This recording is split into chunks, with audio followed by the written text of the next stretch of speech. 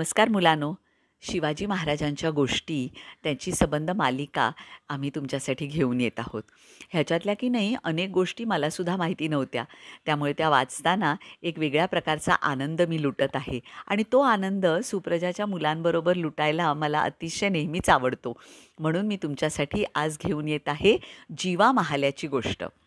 जीवा महाले हा एक आपल्याला पुढच्या गोष्टीमध्ये माहिती आहे की जेव्हा अफझलखानाबरोबर शिवाजी महाराजांचं युद्ध झालं तेव्हा त्यांचे प्राण वाचवण्यामध्ये जीवा महाल्याचा मोठा हात होता. पण त्याच्याबद्दल आज जाणून घेऊया. कसं होतं बघा की त्या काळी गरिबी असायची हो. पालक सगळं मुलांचं करायचे. आपले पालक करतात त्याच्यापेक्षा कितीतरी कमी पट्टीने पालकांना मुलांचं करायला मिळायचं. एवढी आर्थिक परिस्थितीसुद्धा चांगली नव्हती.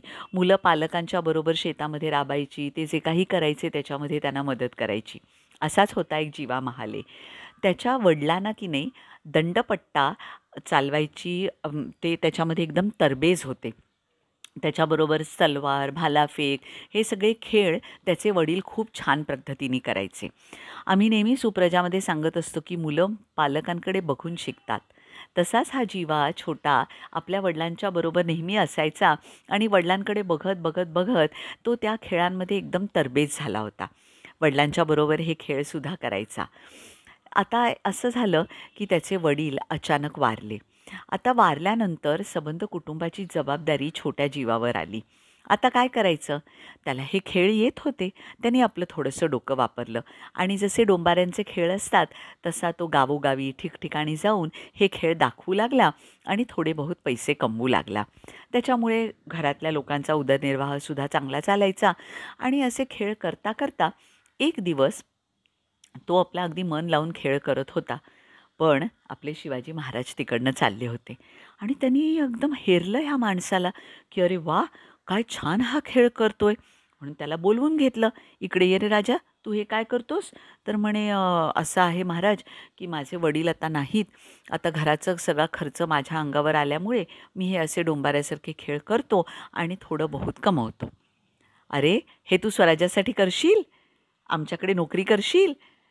पहिल्यांदा जीवाला कळेना. नोकरी केली. पूर्वीचे राजे असे होते, आपल्या हाताखाली धरायचे आणि पैसे बिसे नाही मिळाले तर? त्याच्या तोंडावरचं प्रश्नचिन्ह बघून शिवाजी महाराज तर अतिशय धूर्त, अतिशय हुशार आणि अतिशय प्रेमळ राजा होता. त्यांना लगेच कळलं, जीवा, तुला चांगला मोबदला मिळेल बरं का. तुला चांगला पगार मिळेल. तुझ्या घराची सगळी जबाबदारी आम्ही उचलली रे. पण येशील का तू स्वराज्याच्या खाली? जीवा लगेच तयार झाला. हो महाराज, येईन ना मी. तुझं हे सगळं कौशल्य आम्ही तिकडे वापरू. त्यांनी अनेक मावळ्यांना दंडपट्टा कसा चालवायचा ते शिकवलं. तलवारबाज, भाल्याफेक ह्या सगळ्यांमध्ये त्यांनी लोकांना तरबेज केलं. आणि पुढे जेव्हा अफझलखानाची मिठी शिवाजी महाराजांनी वाघनख घालून अफझलखानाचा कोथळा बाहेर काढला तेव्हा त्यांना तिकडनं पळण्यामध्ये आणि त्यांचं संरक्षण ह्या जीवा महाल्यानेच केलं बरं का मुलांनो. ही गोष्ट तुम्हाला कशी वाटली हे आम्हाला अवश्य सांगा. आमचा यूट्यूब चॅनल तुम्ही सबस्क्राईब केला नसेल तर तो सबस्क्राईब करा, लाईक करा, कमेंट करा आणि आपल्या मित्रांना, आपल्या इतर परिवारातल्या लोकांनासुद्धा ह्या चॅनलबद्दल सांगा आणि ही गोष्टसुद्धा सांगा बरं का. अगदी छान, अजून माझ्यापेक्षा छान रंगवून सांगा.